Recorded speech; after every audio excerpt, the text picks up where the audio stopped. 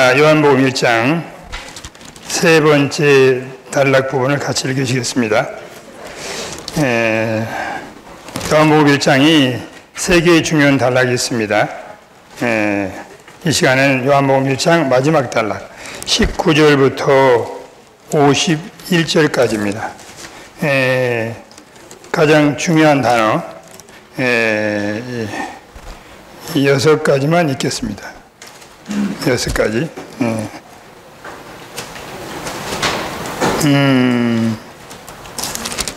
자, 우리가 전 시간에 했던 말씀 다시 한번 반복하죠. 1장 3절 읽겠습니다. 만물이 그분으로 말미암아 생겼으니 생겨난 것이 그분을 떠나서 생긴 것이 하나도 없다. 여기 창조가 있습니다. 창조. 그리고 지난 시간에 우리 형제님 교통하신 1장 14절 다시 한번 읽으시죠. 말씀께서 육체가 되시어 우리 가운데 장막을 치시니 됐습니다. 육체가 되심이에요. 성육신 또는 인카네이션, 그죠? 이것이 요한복음 1장에 나와있는 두 번째 중요한 위대한 사건이자 중점입니다. 세 번째는 세 번째 단락에 있는 29절을 읽으시겠습니다. 29절. 이튿날 요한이 예수님께서 자기에게 오시는 것을 보고 말하였다. 보십시오. 세상 죄를 없애시는 하나님의 어린 양이십니다. 어린 양이에요. 이것이 세 번째 중요한 역사적인 사건이자 세 번째 중점입니다. 자, 32절에 요한이 다시 또 증언하는 게 나와요. 어린 양에 더해서 증언이 더해진 겁니다. 32절 같이 읽으시겠습니다. 요한이 또 증언하였다. 나는 그 영께서 비둘기같이 하늘에서 내려오시어 그분 위에 머무시는 걸 보았습니다. 그 영이신 비둘기, 그죠? 자, 이것이 네 번째 중요한 사건이자 또 중점입니다. 그 다음에 마지막 다섯 번째죠. 42절 말씀. 안드레가 시몬을 예수님께 데려오니 예수님께서 그를 주의 깊게 보시며 말씀하셨다. 그대는 요한의 아들 시몬입니다. 그대가 게바라 불릴 것입니다. 게바는 번역하면 베드로다. 베드로는 작은 돌이라는 말입니다. 시몬이 베드로가 되었어요. 그죠? 천연적인 사람이 변화된 겁니다. 한 줌의 진흙덩어리가 어떤 의미로 말하면 보석이 된 거예요. 자, 마지막 1장의 마지막 절 51절을 같이 읽겠습니다. 예수님께서 또 그에게 말씀하셨다. 내가 진실로 진실로 여러분에게 말합니다. 여러분은 하늘이 열리고 하나님의 천사들이 사람 아들 위에 오르락 내려가는 것을 보게 될 것입니다. 자, 메시지 4 로마서 3번 읽으시죠. 하나님 어린 양 예수께서 비둘기 같은 성령과 함께 믿는 돌들이 되게 하시어 하나님의 집을 사람의 아들로 건축하심. 이것이 세 번째 단락의 주된 내용, 전체 내용과 중복이 됩니다. 어린 양, 비둘기, 돌, 하나님의 집, God's house 또는 God's building입니다. A번을 같이 읽죠. 종교인들은 위대한 지도자를 기다림. B번, 예수님께서 비둘기와 함께한 어린 양으로 소개되심. C, 하나님의 건축을 위하여 돌들로 선출되심. D, 예수님께서 또 그들에게 말씀하셨다. 내가 진실로 진실로 여러분에게 말합니다. 여러분이 하늘이 열리고 하나님의 전사들이 사람의 아들 위에 오르락 내리락 하는 것을 보게 될 것입니다. 이것은 구약의 창세기 28장에 성경에 최초로 언급된 집에 관한 이야기입니다. 건축에 관한 이야기예요. 성경에 중요한 많은 원칙인데 그 중에 하나의 원칙이 최초 언급의 원칙입니다. 어떤 것이 가장 먼저 언급할 때는 뒤에 나오는 집에 관한 사상이 다 그런 이상의 통제와 지배를 받아요. 다음에 로마서 4번 읽고 같이 교통하겠습니다. 요한복음 1장은 요한복음 전체의 서론이며 이 서론의 중점은 그리스도께서 비밀하시고 보이지 아니시는 하나님의 정의요 설명이요 표현되신 하나님의 말씀이시라 한 것임. 그것은 우주 역사의 가장 위대한 5가지 사건 안에 계신 그리스도를 언급함. 즉 이 모든 우주적이고 역사적인 5가지 사건들 안에서 하나님의 말씀이신 그리스도께서 창조하신 창조주, 육체가 되신 사람, 구속하신 어린 양, 변화시키는 그 영, 땅과 하늘을 연결하는 사다리, 보이지 않으시는 하나님을 정의하시고 설명하시고 표현하십니다. 이 말씀은 초기에 전한 말씀이기 때문에 제가 한 가지 추가해서 6가지 항목으로 다시 요약을 했습니다. 6가지 항목. 다른 건 이 개요를 보시면 쉽게 이해할 수 있는 항목이기 때문에 개요를 잘 활용하시면 도움이 되실 겁니다. 자, 이렇게 한번 제가 그림 잘 못 그리지만 도표를 그려볼 수가 있어요.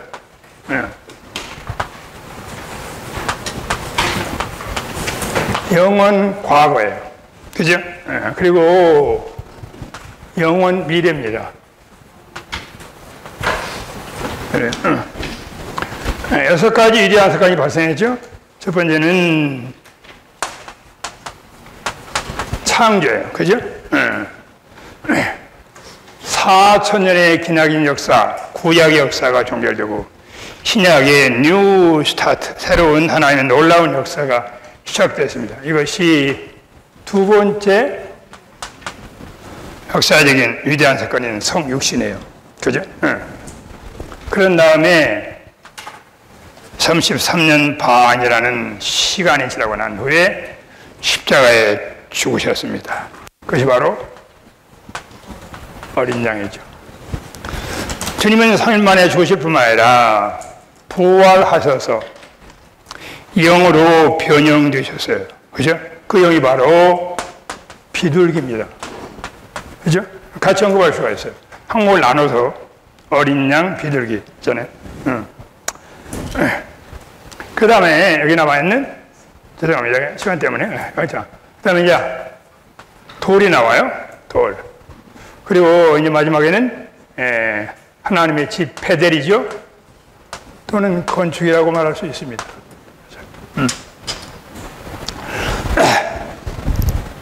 이 도표는 요한복음 1장 전체의 하나의 요약입니다. 요한복음 1장은 요한복음의 소문이에요. 요한복음 전체의 주제는 생명의 건축이고 요한복음 1장에 생명의 건축에 대한 정확한 소문을 우리에게 주셨습니다. 성경 전체가 생명과 건축하는 책이기 때문에 이 도표는 1장의 소개뿐만 아니라 요한복음 전체의 개요라고 말할 수가 있고 성경 전체의 개요라고 말할 수 있습니다. 창세기 1장부터 요한계시록 22장을 다 포함하는 만유를 포함한 이상이라고 말할 수가 있어요. 요한복음 1장에 태초의 말씀이 계시니라 그게 바로 영원 과거입니다. 마지막 51절에 주님이 나다니엘에게 하늘이 열리고 천사들이 인자 위에 오르락 내리락 하는 걸 영원히 본다고 말씀했습니다. 이게 바로 영원 미래를 말하는 거예요. 영원 과거에서 영원 미래에 이르는 영원의 이야기입니다. 전도서에 보시면 하나님은 사람에게 영원을 사모하는 마음을 주셨어요. 사람은 반드시 오늘 교통하는 영원의 이상을 보지 못하면 우주 만물 하늘 땅 모든 걸 다 얻어도 그 안에 만족이 없습니다. 만족이 있어도 통쾌한 만족이 없어요. 그리스도인이 됐어도 10년 교회 안에 있어도 통쾌하지 못할 수가 있습니다. 그건 바로 영혼에 관한 이상을 분명히 보지 못하기 때문에 그런 거예요. 보세요. 영원각에 우리 하나님은 말씀으로 계시죠. 그때는 아무런 역사가 없었어요. 한 가지 있다면 영원각에 우리 하나님은 그 마음 안에 위대한 계획, 영원한 갈망, eternal desire, 그분 안에 꿈이 있었어요. 이것이 바로 하나님의 꿈, 하나님의 이상, 하나님의 갈망이라고 말할 수 있습니다. 그러나 여전히 움직이지 않으셨죠. 자, 영원 과거의 말씀이 하나님께서 그분의 품은 뜻을 이루기 위해서 시간 안에 역사를 시작하셨어요. 첫 번째 시간의 역사가 창조입니다. 계시록 4장에 보시면 하나님은 우주 만물이 그분의 뜻대로 이루어졌다고 말하고 있어요. 하나님의 뜻을 위하여 우주 만물을 창조한 겁니다. 우리가 오전 시간에도 추구했지만 창조는 그분의 영원한 목적을 이루는 것이다. 창조의 의미, 창조의 영역, 수단, 그리고 창조의 목적은 하나님을 닮는 그리스도를 창조하신 거예요. 사람 안에는 영을 창조하시고 하나님은 사람에게 생명나무로 계시되시고 사람에게 하신 최초의 계명, 유일한 계명은 생명나무를 먹는 것입니다. 신약의 용어로 말하면 요한복음 6장에서 이것이 믿는 거예요. 믿음으로 영접하는 것이 생명나무를 먹는 것이고, 요한복음 6장에는 믿는 것은 먹고 마시고 그분이 우리 안에 들어와서 우리의 생수가 되고 생명이 되고 음식이 되고 우리의 모든 것에 모든 것이 되는 겁니다. 그럴 때 하나님과 사람은 하나 돼요. 하나님이 사람 안에, 하나님이 사람 안에, 하나님과 사람이 서로 거처가 돼요. 서로 안식하는 겁니다. 사람이지만 하나님이고 하나님이지만 사람이고, 그렇기 때문에 비밀이죠. 신성하지만 대단히 인간적이에요. 대단히 인간적이지만 신성한 요소가 있어요. 그렇기 때문에 위대한 하나님의 비밀을 말하는 겁니다. 어쨌든 성경 전체 66권의 중심 사상은 하나님과 사람은 하나 되기 원했어요. 우리가 좋아하는 찬송가에 그런 찬송이 있어요. 하나님은 사람과 하나 되기 원하신다. 주 하나님 사람들과 연합되기 원하시네. 사람들이 악하여도 하나님은 버리지 않네. 큰 소식, 참 비밀. 하나님은 나를 원해. 하나님 우리와 연합되시 원하는 겁니다. 이것이 놀라운 기적이에요. 위대한 비밀입니다. 천사도 사람도 청장을 못할 그 무한한 위대한 전능하신 하나님이 기묘하게 되어 사람 안에 연합되기 원하셔요. 이것이 바로 물론 소극적인 방면에는 인성이 사탄을 처리하기 위한 거죠. 하나님은 조물주기 때문에 피조물인 사탄을 처리해서 직접 개입하지 않습니다. 이것은 격에 맞지 않고 진리에 맞지 않아요. 하나님은 피조물인 사람을 통해서 뱀을 처리하기 원하시죠. 그러나 적극적인 방면에서 인성은 하나님의 거처예요. 하나님 사람 안에 거하기 원하시는 겁니다. 이사야 66장에 하늘은 나의 보좌고 땅은 나의 발등성이지만 나의 안식할 처소가 어디가 있냐고요. 그러므로 내 말씀을 위하여 떠는 겸손한 영을 말했습니다. 이건 하나님께서 진정으로 원하는 거처는 헤븐리 맨션이 아니고 이 땅에 많은 사람이 추구하는 그러한 집이 아니고 사람이 내가 하나님의 거처가 되기 원하고 하나님이 우리의 거처가 되기 원하고 하나님이 우리 안에 사셔야 그분도 만족하고 우리도 하나님 안에 사셔야 진정한 만족이 있는 상호지 그분의 집이 나의 집이 되고 나의 집이 그분의 집이 되고 상호 안식이 되고 상호 안식이 되고 영원토록 하나님과 사람이 연합 안에 사는 겁니다. 자, 이 목적으로 어떻게 하나님은 위대한 사람, 우주의 VIP, 우주의 의미, 우주의 중심인 사람을 창조하셨어요. 무슨 목적으로요? 하나님이 사람을 창조한 것은 신격은 아니지만 생명과 본성에서 의향과 기능에서 표현해서 제스처에서 하나님이 되게 하시려고 사람을 창조하신 겁니다. 이것이 성경이라는 다이아몬드에 있는 하나의 다이아몬드예요. 성경은 다이아몬드 상자와 같죠. 그 다이아몬드는 뭐예요? 하나님은 사람 안에 오셔서 우리의 생명이 되기 원하시고 우리 안에 살기 원하시고 우리의 생명 공급이 되기 원하시고 우리의 모든 것이 되기 원하시고 심지어는 뭐예요? 결국은 신격은 절대 아니지만 표현에서 기능에서 하나님과 똑같죠. 우리를 볼 때 하나님을 볼 수 있는 겁니다. 그분이 거룩한 같이 우리가 거룩하게 되고 그분이 어려운 것 같이 우리도 어렵고 그분이 사랑인 것처럼 우리도 똑같이 사랑이 되고 그분이 빛이 되시 우리가 빛이 충만할 뿐만 아니라 너는 세상의 빛이다. 빛이 되기 원하시는 겁니다. 자, 이것이 창조 안에는 가장 깊은 내재적인 의미예요. 하늘을 쳐다보고 땅을 쳐다보고 바다를 쳐다보고 온 마음을 쳐다볼 때마다 우리는 뭐야? 이 하나님의 심장을 만져야 되는 겁니다. 제가 조금 전에도 시가라 12장을 교통해야 됐잖아요. 뭐 대단히 익숙한 규절이잖아요. 하늘을 펴시고 땅에 터를 세우시고 사람 안에 영을 지었다. 하늘은 땅을 위하고 땅은 사람을 위하죠. 우리 주일학교 찬송에 그런 게 있어요. 주일학교 찬송에 하늘은 이 땅을 위하고요, 이 땅은 사람을 위해, 그런 찬송이 있습니다. 끝나고 배우시기 원하면 제가 가르쳐드리겠습니다. 만약 하늘에게 물어본다면 하늘아 너는 왜 존재하느냐? 예, 저는 땅을 위해 존재합니다. 땅의 존재면은 하늘의 존재면 땅에서, 땅아 너는 왜 존재하느냐? 나는 사람을 위해 존재합니다. 그러므로 하늘 땅은 뭘 위하는 거야? 사람을 위하는 거야. 이것이 철학자들이 말하는 천지인입니다. 하늘 땅 사람, 그죠? 근데 사람이 왜 창조된지 모르는 거예요. 사람 안에 있는 영을 모르는 겁니다.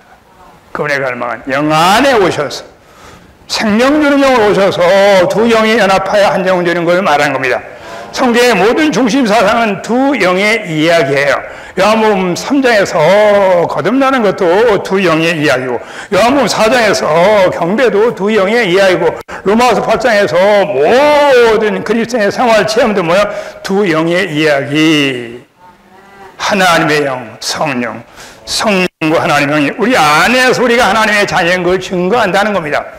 사람 편에서는 사람 안에 영을 창조하시고 하나님의 그 많은 과정을 거쳐서 성육신, 인생, 죽음, 부활, 전 영광 보혈을 거쳐가지고 그 영, 생명 이루는 영, 만유를 포함한 영, 자유케 하는 영, 변화시키는 영, 또 스피릿, 이게 바로 과정을 거친 삼위일 하나님인 자신인 겁니다. 왜? 우리 안에 도달하셔서 매일매일 우리의 체험, 우리의 누림, 우리의 실제 모든 문제 해답, 모든 필요, 최종적으로는 뭐예요? 우리가 하나님 되게 하시려고. 이거 성경의 두 영의 이야기예요. 자, 어쨌든 이것이 창조해낸 비밀한 이야기입니다. 그런데 사람은 타락했죠. 사람이 타락했다는 의미는 여러 가지 이유가 있겠지만 타락의 본질적인 의미는 하나님과 사랑이 분리되는 거예요. 사람이 있는데 하나님이 없는 겁니다. 그죠? 미스터 킴이 있어요. 열심히 일을 해요. 근데 그 가운데 뭐가 없어요? 노가 하나님의 임재가 없어요. 하나님의 냄새가 없어요. 여러분, 이게 타락인 거예요. 사람의 열심이 있어요. 사람의 총명이 있어요. 사람의 재능이 있습니다. 근데 그가 뭐가 없어요? 하나님이 없어요. 그리스도가 없어요. 그 영이 없어요. 실제가 없어요. 그게 빈 껍데기를 말하는 겁니다. 그래서 사람이 공허시고, 종교에 대한 참된 내재적인 의미는 우리가 하나님을 위해서 사람이 되기를 원하고 하나님을 위해서 기쁘게 하기 위해서 수많은 일들을 하지만 그 가운데 무엇이 없이요? 하나님 없이, 그리스도 없이, 그 영이 없이, 누림 없이, 체험 없이, 공급 없이 하나님을 인하여 하지 않는 것, 그것이 바로 하나님의 경륜의 최고의 대적인 경륜의 최고의 모조품 종교라는 겁니다. 종교가 예수님의 십자가에 못 박아 죽였어요. 종교가 수많은 신실한 민의를 다 죽였습니다. 올라도 교환에서도 주님을 사랑하고 위하지만 그 안에 이러한 계시와 이상이 없을 때 즉시 뭐예요? 하나님의 경륜을 대적할 수가 있는 겁니다. 어쨌든 이것이 바로 인류 역사, 사천 역사예요. 하나님은 사람에게 올 수 없고 사람도 하나님에게 갈 수 없고 사람은 사람이고 하나님은 하나님이고, 물론 구약의 역사는 한 단어로 말하면 God with us, 하나님이 사람과 있었지만 사람 안에 들어오지 못했어요. 이게 구약의 역사의 간단한 개괄입니다. 하나님은 우리와 함께할 뿐만 아니라 우리 안에 오셔서 우리의 생명과 인격과 삶의 모든 것이 되기 원하시는 겁니다. 그러나 하나님은 구약석야 4,000년 동안 끊임없이 예표의 방법으로, 상징의 방법으로, 그림자의 방법으로 하나님이 사람 되어 오시겠다는 갈망을 끊임없이 약속했어요. 이 시간도 하나님은 우리와 연합되기 원하셔요. 우리가 하나님을 위하여 많은 일을 하는 것보다도 하나님이 우리 안에서 일하시길 원하는 겁니다. 열어드려야 돼요. 호흡해야 돼요. 나와 연합되어서 말하는 것도 연합이 없으면 공허하고 듣는 것도 연합이 없으면 공허한 걸 말하는 겁니다. 자, 그렇기 때문에 구약은 우리가 잘 아는 주님의 오심에 대한 삼중시에 관한 놀라운 복음을 말하고 있는 겁니다. 창세기 처음에 여자의 시를 말씀했죠. 그 뒤에 2000년이 지난 다음에 아브라함의 시를 얘기했어요. 그 다음에 또 1000년이 지난 다음에 다윗의 시를 얘기했어요. 구약은 예수 그리스도가 삼중시로 오실 걸 예언한 겁니다. 구약의 가장 중심되는 시에 관한 얘기. 시라는 건 원래 인성을 말하는 거예요. 인성을 통해 꾸을 때 그게 바로 시, 자손과 같은 단어를 말하는 겁니다. 그죠? 여자 시로 오셔서는 뱀의 머리를 처리하고, 그리고 뭐죠? 아브라함의 시로 와서는 천하만민에게 복, 3일 하나님을 축복으로 주시는 것이고, 그리고 뭐야? 다윗의 시로 와서는 그분이 영원히 갈망하신 그분의 집을 건축하시는 겁니다. 자, 이것이 구약에 나와 있는 위대한 하나님이 사람 되어 오신다. 내가 사람 되어 오셔서 원래 하나님이 가졌던 위대한 갈망, 뱀의 역사와 사탄의 타락으로 말하며 사람의 타락으로 잃어버렸던 그걸 다시 회복하겠다는 위대한 갈망을 묘사해 준 겁니다. 다 아시는 좋은 성경 구절이지만 어쨌든 이사야 7장 14절, 이사야 9장 6절, 그리고 뭐야? 미가서 5장 2절, 이것이 구약에 있는 위대한 또 예언의 말씀이죠. 예수 그리스도가 이 땅에 사람으로 오신다는 위대한 약속을 말한 겁니다. 신약에 와서 때가 찼어요. 영원하신 하나님이 사람이 되어오신 겁니다. 아멘. 우리를 포기하지 않고 전능한 하나님, 무한한 하나님, 영원한 하나님, 거룩하고 어렵고 빛이 주파라 가까이 갈 수 없는 빛 가운데 계신 하나님이 사람으로, 낮은 모양으로, 나사렛 사람으로 흠모할 만한 것이 없는 그러한 사람으로 오셨어요. 여러분, 이것이 위대한 비밀입니다. 위대한 기적이에요. 하나님이 우리를 하나님 되게 하시려고 사람으로 오셨어요.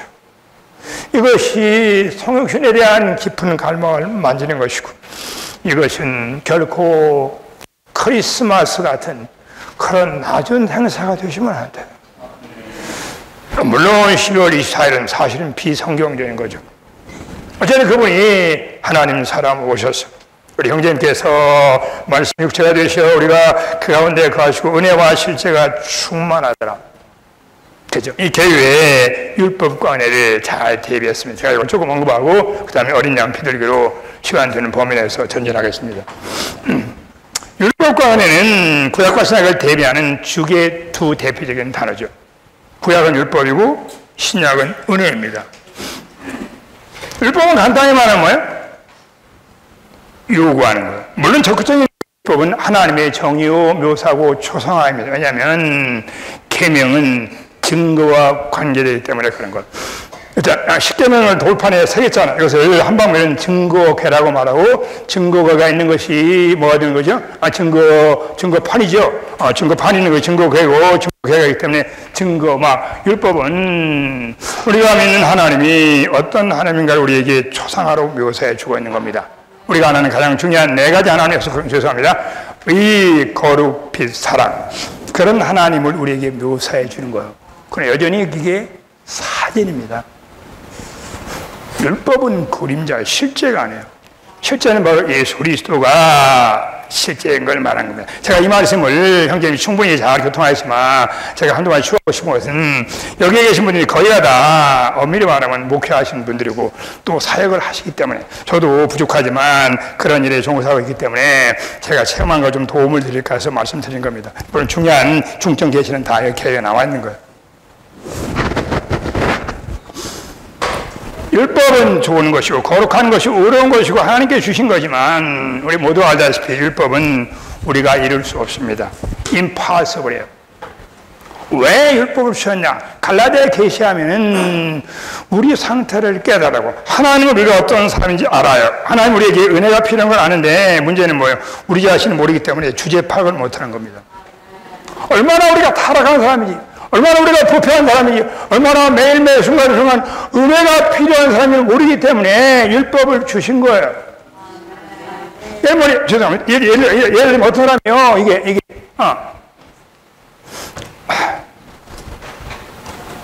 사람이 있잖아요. 손이 있잖아요. 평소에 보면 손이 건강하잖아요. 그럼 어떻게 하는지 아세요? 한번 이거 좀 이게 폈다, 이렇게 한번 해보세요. 그러면 어떤 사람은 손이 안 움직이잖아요. 그때 이 손에 문제가 있는 걸 알게 되는 거예요. 원래 이 손은 문제가 있었어요. 머리끝에서 발끝까지 부패하고 썩고 타락하고 심지어 하나님 보시기에 십자가에 죽고 매장되고 영원히 사라져야 되는 아무런 가치가 없는 것이 바로 타락한 예산을 말하는 겁니다. 그걸 알아야 비로소 뭐예요? 은혜가 얼마나 귀한지 알고 매일매일 쉬지 않고 주님을 떠나면 은혜가 없으면 아침봉하지 않으면 심지어는 길을 걸어가다가도 심지어는 걸어가도 아까 우리 이상성님 얼마나 좋은 것 통해서 쉬지 말고 순간순간 호흡하지 않으면 죽는 거예요. 메마르는 거예요. 정상적인 그리 생활, 교회 생활, 남편 생활, 아내 생활 모든 생활이 끝나는 걸 말하는 겁니다. 그 율법은 뭐예요? 우리가 요구하는 것이고 이게 증거지만 문제는 알 수 없는 것이다. 율법 아래에 있는 사람은 정죄 아래에 있고 심판 아래에 있어. 그죠? 그 다음에 은혜는 뭐예요? 은혜는 뭐예요? 은혜는 우리가 할 수 없는 걸, 불가능한 걸 우리에게 오셔서 그분이 우리 안에서 이루시는 거야. 율법은 행위를 요구하지만 은혜는 뭐? 그냥 열고 믿고 받으면 된다는 거예요. 그러면 은혜가 와서 뭐야? 우리가 율법으로 불가능한 것을 은혜가 가능하게 하는 거예요. 율법으로 도저히 사랑할 수 없는 걸 은혜가 임하면 자연스럽게 사랑이 돼요. 율법으로 용서할 수 없는 걸 은혜가 오면 자연스럽게 용서가 돼요. 은혜는 불가능을 가능으로 바꾸는 겁니다. 그래서 바울은 은혜 안에 왕으로 탄다는 표현을 썼어요. 제가 말씀드린 것은 첫째, 저희들 모두가 다 우리 자신이 로마서 7장에 있지 마시고 그 율법 아래에 있는 거예요. 저주 아래에 있는 겁니다. 전에 겉으로 율법을 지키려고 애쓰고 분타고 노력하고 이런 것은 뭐야? 다 비참한 상태에 떨어지는 거예요. 우리가 먼저 은혜를 누려야 되죠. 그게 어떻게 돼요? 우리가 먼저 은혜를 누리고 율법을 하지 않고 은혜에서 율법에서 뭐 하나 돌이켜야 되고 성도를 어디로 인도해야 돼요? 은혜 안에 인도해야 돼요. 그러고 어떻게 하면 은혜의 영을 누리는가, 은혜의 말씀 드리는가, 은혜의 보좌를 만지는가, 모든 고난 가운데서 완전한 은혜의 성육신이고 은혜의 나타남이기 때문에 고난 가운데서 은혜를 누리는 걸 내가 체험한 그 은혜를 공급해 주시는 거예요. 우리 형제님 잘 교통할 때 그냥 은혜가 임하면 뭐야? 자연스럽게 생활이 나와요. 하나의 편안한 생활이 나오는 겁니다. 여러분, 은혜는 그레이스예요. 그레이스는 G 플러스 레이스. 은혜를 체험할 레이스가 다 사라져버려요. 인종과 피부 색깔이 다 사라져버려. 차이점이 다 사라져버리는 겁니다. 은혜 안에 하나가 되는 걸 말한 것. 그죠? 자, 보세요. 자, 율법의 사회적인 특징이 뭐냐? 요구가 많다. 두 번째는 뭐야? 정죄가 많아.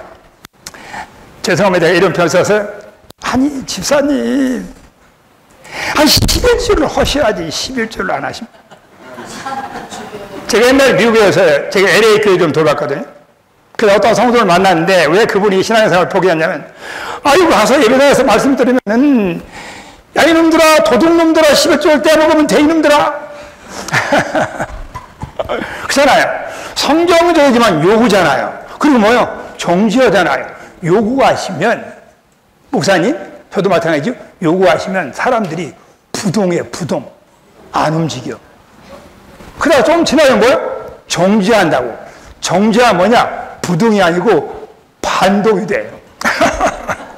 교회 떠날 수가 있습니다. 그거 하지 마시고 율법을 하지 마시고 끊임없이 뭐요? 그렇잖아요. 저희들이 부족하겠지만 우리가 누린 그 계시를 열어주고 공부를 해주면 뭐요? 점점 그 가운데 놀라운 역사가 일어나는 걸 말하는 겁니다. 그래서 율법 사역을 하지 말고 은혜의 사역을 원하고 우리 자신이 먼저 은혜 안에 살기를 원합니다.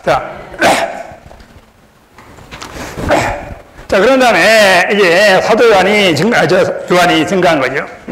보라 세상주를 증언하는 하나님 어린이다. 그 다음에 또 증언했어요. 증언이 뭐예요? 그 위에 그 영인 비둘기가 임한 걸 봤습니다. 어린 양 비둘기, 비둘기 어린 양이에요. 그런데 요한복음은 어린 양을 먼저 하고 비둘기를 나중에 언급했습니다. 왜냐하면 이것은 구속의 관점에서 기록된 거예요. 원래 하나님의 의도는 하나님이 그 영으로 우리 안에 들어오시는 거죠. 타락했기 때문에 어린 양이 필요한 거예요. 여기 해에 잘 나왔듯이 어린 양은 구속을 위한 것이 죄를 처리하기 위한 거죠. 죄송합니다. 꺼놨는데도. 비둘기는 우리 안에 와서 유기적인 역사를 하는 걸 말하는 겁니다. 제가 간단히 말하면 이 어린 양과 비둘기가 하나님의 완전한 구원의 두 방면을 말해요. 하나님의 사람을 하나님과 되게 하는 그분의 놀라운 구원의 방법이 완전한 구원, full salvation, 어린 양과 비둘기를 말하는 겁니다.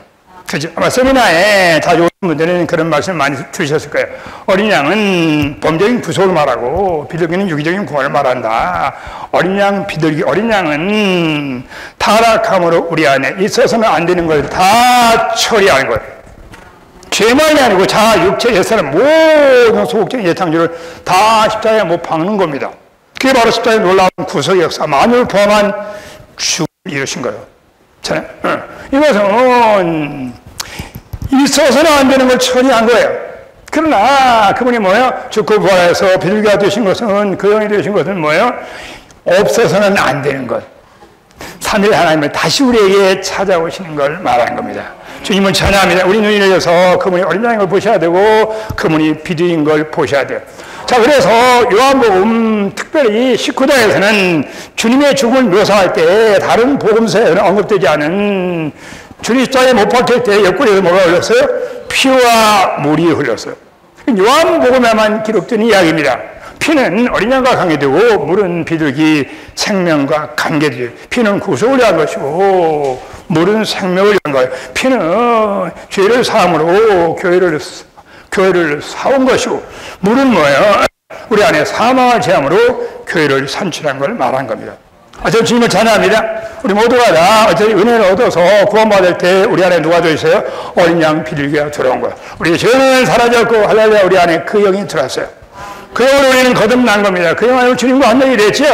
주님을 찬양합니다. 이것이 시간 안에 있는 위대한 역사를 말하는 거예요. 그죠? 자, 이 말씀에 대해서 제가 강조하고 싶은 것은 이 어린 양은 범죄적인 구속으로 절차를 말하고 비둘기는 바로 그 영으로서 목표 유기적인 구원을 말하는 겁니다. 그러므로 적극적으로는 뭐예요? 이 영을 누리셔야 돼요. 이 영은 만유를 포함한 영이고 이 영은 우리 영 안에 있고 이 영은 말씀 안에 있고 이 영은 몸 안에 있기 때문에 아까 우리 이상수 선생님이 좋은 교통을 하셨듯이 고린도서 12장에서 한 성령으로 침례를 받아 우리가 한 몸이 되었고 한 영을 마시게 하셨다는 겁니다. 우리의 운명은 뭐예요? 이 영을 마시는 거, 이 영은 물로 예표된 겁니다. 교회 상황은 끊임없이 뭐예요?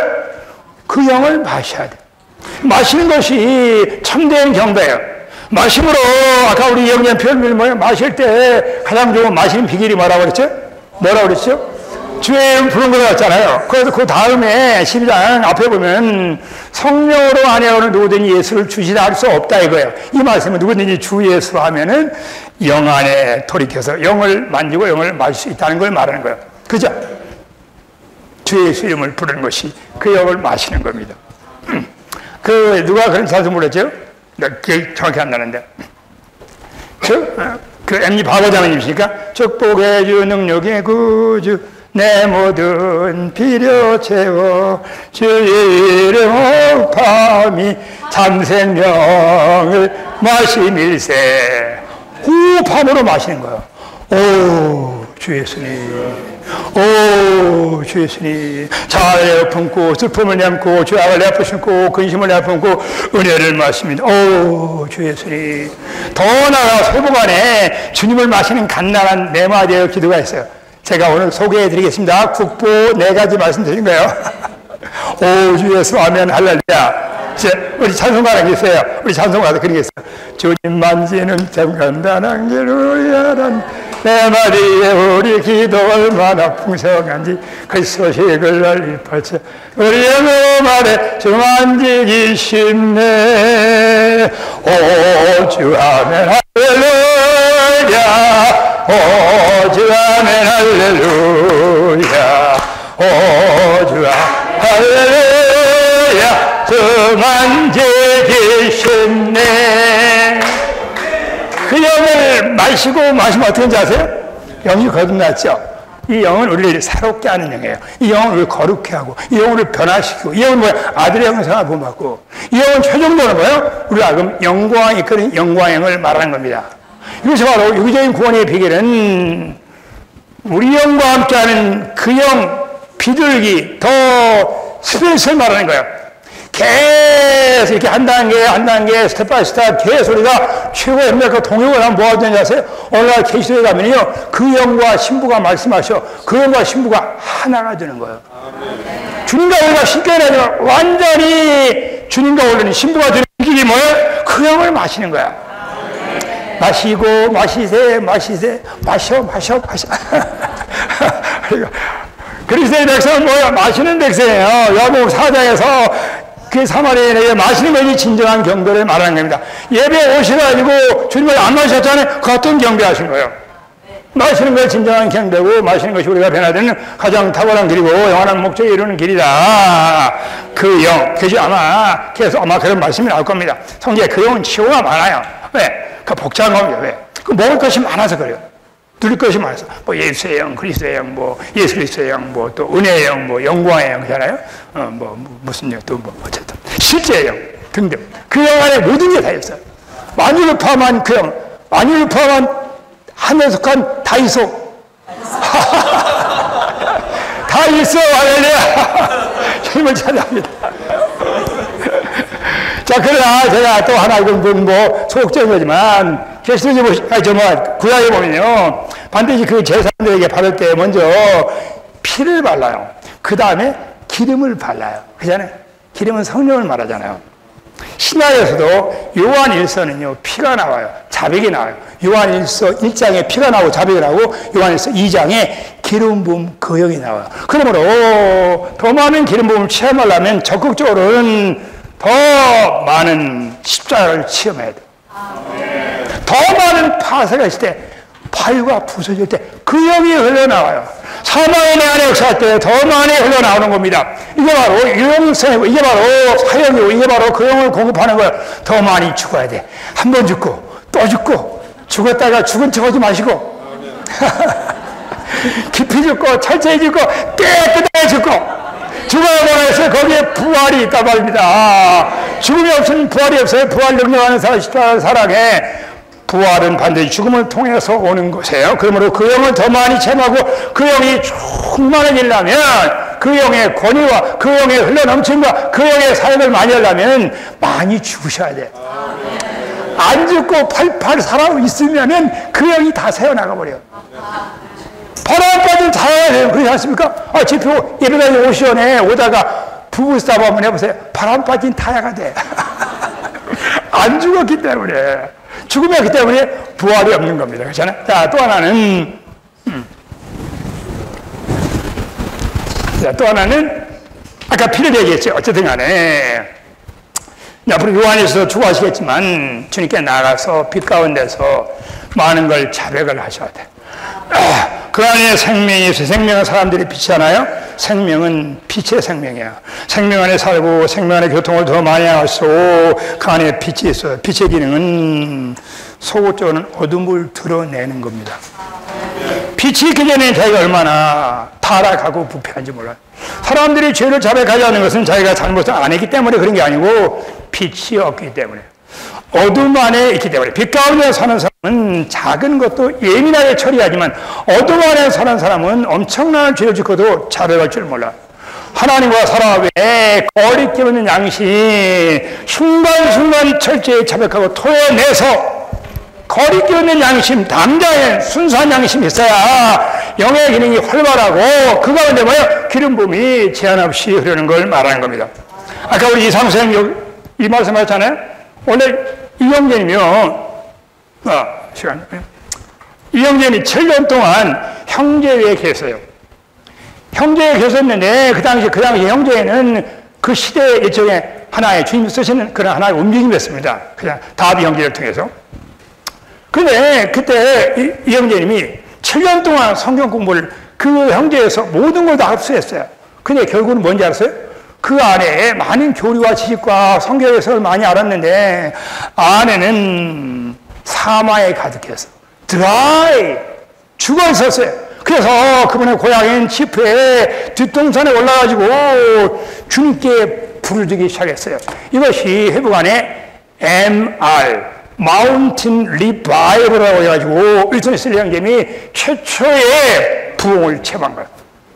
주의 이름을 부르고, 그때는 주의 이름을 부르면 계실 수 없었지만 그냥 답답해서 부르신 겁니다. 부르고 그러니까 어떻게 빛이 와, 빛이 오니까 어둠이 드러나니까 자백하고 회개하고 통곡하고 둥글고 2시간, 3시간, 4시간. 그러고 나니까 성령이 충만해서 비둘기가 되면서 비둘기가 날라다니는 걸 비둘기가 돼가지고 그냥 초월하는 걸 말하는 겁니다. 주님을 찬양합니다. 어차피 이것이 뭐예요? 이 두 방면의 체험을 계속 하시는 걸 말해요. 자, 그러면 넘어가겠습니다. 그 다음에 돌은 뭐예요? 돌은 엄밀히 말하면 어린 양과 비둘기를 체험할 때 이미 우리가 돌이 된 겁니다. 왜냐하면 베드로는 마태복음 16장에서 주님이 그 안에 계실 때 돌이 됐죠. 돌은 그리스도를 말할 뿐만 아니라 베드로 안에 계시는 그리스도를 말하는 겁니다. 그리스도가 계시될 때 창세기 28장에는 야곱의 꿈에 의하면 야곱이 잠에 들어갈 때 돌에 기름을 부었잖아요. 이 기름 바로 여기 나온 성령, 과장을 거쳐 들린 3일 하나님이 우리 안에 들어와서 우리가 뭐가 되고 돌이 되는 걸 말해요. 구원받은 모든 성도는 산돌입니다. 주님도 산돌이고 우리도 모두 산돌이죠. 자, 그런데 김여희도 요한복음 1장은 또 특별히 여기서 뭐 민년이 거듭나 이런 단어 안 썼어요. 여러분 돌이라는 단어 썼습니다. 여러분 사도행전 4장에 가시면요, 베드로가 복음을 전할 때요, 천하인간의 구원을 얻을 만한 다른 일이 없다 이렇게 말씀하시고 그분은 뭐 모퉁이 돌의 머리들이 되었다고 말한 겁니다. 우리가 살아가는 구주는 돌 구주예요. 우리 안에 들어오신 목적은 나만 구원만이 아니고 뭘 위해서 그분의 온 마음의 갈망인 베델 하나님의 집을 건축하기 위해서 우리가 건축자를 되기 위한 거예요. 그리고 수많은 민들이 구원받았지만 건축 안에 살지 않을 때, 건축 안에 식장 안에 살지 않을 때 여전히 뭐야? 여전히 음배에는 문에게 당하고 쉽게 패배하고 많은 것들이 죄와 세상에 떠내려가는 걸 말하는 거예요. 그 원인이 어디에 있어요? 하나는 생명의 성장에 문제가 있지만 주된 원인은 뭐야? 건축 안에 살지 않는 거예요. 생명 안에 긴밀히 연결돼야 돼요. 교통 가운데 있어야 돼요. 동행 안에 있어야 돼요. 조 안에 섞임 안에 있어야 돼요. 이것이 바로 건축의 실제를 말하는 겁니다. 주님을 찬양합니다. 돌들이 된 걸 축하하셔야 돼요. 자, 돌은 세 종류의 돌이 있어요. 하나는 뭐냐? 그냥 흩어진 돌이야. 돌은 돌인데 다 흩어져서 모이질 않아. 그리고 영성을 추구하는 신령한 우리 한국에 땅에 있는 수많은 그리스도인들, 비정상인이 영성에 중독돼가지고 심지어는 영에 속한 사람 책을 추구하면 추구해서 사람이 더 피클레가 되고 이상한 사람이 되는 겁니다. 그래서 원래 워치만 지형제는 그 책을 그들이 발간하기를 원치 않았어요. 왜? 그때는 영적 전쟁이 교회 건축의 문제인 걸 그 계시가 되지 않았어요. 그냥 개인의 영성을 추구한 겁니다. 자, 어쨌든 두 번째 돌은 뭐, 첫 번째는 뭐야? 흩어진 돌이죠. 세 번째 돌은 그냥 무더기로 쌓여있는 돌이야. 쌓여있는 돌. 모이는데 연결이 없어. 서로 열고 교통하고 중부에도 관심하고 뭔가 생명 안에서 아름다운 건축이 없는 거예요. 그냥 떨어져 그냥 모이기만 한 거예요. 집회가 있지만 집회 오고 나서 뭐 흩어지는 거야. 자, 일상적인 생활에서 서로 교통하고 기도하고 중보기도하고 함께 회개하고 함께 뭐 하나 되고 함께 움직이고 이런 실제적인 건축이 없으면 어때요? 그냥 무더기로 쌓여있는 돌. 자, 세 번째는 뭐예요? 건축된 돌이야. 건축된들이 가장 아름다운 돌을 말하는 겁니다. 가장 최고의 믿음이 뭐예요? 영성의 최고의 뭐예요? 건축이에요. 가장 많이 배우는 사람은 어디든 가면 건축되는 겁니다. 누구와도 하나가 돼요. 누구와도 연결할 수가 있어요. 건축의 최고봉은 뭐예요? 영성의 최고봉은 건축이다, 하나다. 이 말씀 마음판에 사서이고, 그 다음에 마지막 창세기 28장 베델이지, 베델. 자, 베델은 다 아시다시피 그 당시에 야곱이 부모 집을 떠나서 방랑자였어요. 그는 홈리스였어요. 집이 없었어요. 그죠? 그의 삶에서 꿈에서 깨어나 보니까 어떻게 그 꿈을 꿨더니 야곱의 꿈이잖아요. 하늘이 열리고 그냥 뭐 사다리가 땅에서 하늘까지 다 그때는 사다리였어요. 근데 요한복음 1장이 사다리가 인자로 바뀐 겁니다. 그렇죠? 그리고 야곱이 꿈이 깨서 야, 여기 하늘의 문이다. 여기 하나님의 집이네. 하늘이 열려있네. 그리고 뭐요? 어디서 구했는지 돌을 가져다 기름을 부었어. 기름이 어디서 왔니? 아이돈노 유돈노야. 기름을 부어서 돌을 세웠어요. 그리고 여기가 하나님의 집이라고 말하는 겁니다. 이 야곱의 꿈은요, 성경 전체에 있는 그분의 영원한 마음의 갈망을 말씀해 주는 거예요. 야곱아, 너는 집이 없지. 나도 집이 필요한 사람이다. 네가 집이 없을 때 나도 집이 없다. 너는 나의 집이 돼야 돼. 너는 나의 집이 되고 내가 너의 집이 돼야 된다. 그 하나님 마음의 갈망을 여러분 보여주는 걸 말하는 겁니다. 여러분 많은 경우 공허할 때요, 하나님이 집이 없는 걸 아셔야 돼요. 왜 우리가 공허합니까? 하나님이 우리 안에 거처 정하지 때문에. 그다 우리에게도 집이 없는 걸 말하는 거예요. 자, 창세기 28장은 뭐야? 결국은 이 베델은 영원한 베델, 새 예루살렘으로 완결되는 걸 말하는 겁니다. 주님이 우리를 도리되게 한 것은 영소리 한 게 아니고 그분의 영원한 마음의 갈망인 베델, 하나님의 집 그리스도의 몸인 교회를 건축하는 것이고, 새 예루살렘이 영원한 베델이에요. 주님은 찬양, 이것이 뭐예요? 영원 과거에서 영원 미래에는 영원의 이상을 말해요. 영원 미래에서는 그때 신성을 가진 하나님의 아들만 있는 게 아니고 인자신 하나님 예수 그리스도가 있어요. 영원 미래에는 그분이 안식하고 모든 걸 이루신 걸 말합니다.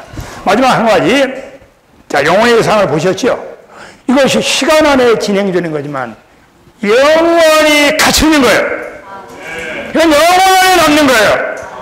그거 반드시 누구든지 주님을 섬기 원하시는 사역자들은 성경 전체에 관통하는 요한복음 1장에 압축되어 있지만 6가지 정의장 안에 영원의 이상을 보시고 그 다음에 영원의 삶을 사셔야 돼요. 이 항목들을 매일매일 누리셔야 돼요. 그 3번째는 뭐? 영혼의 일을 하셔야 돼요. 이것이 영혼의 가치 있는 사역이에요.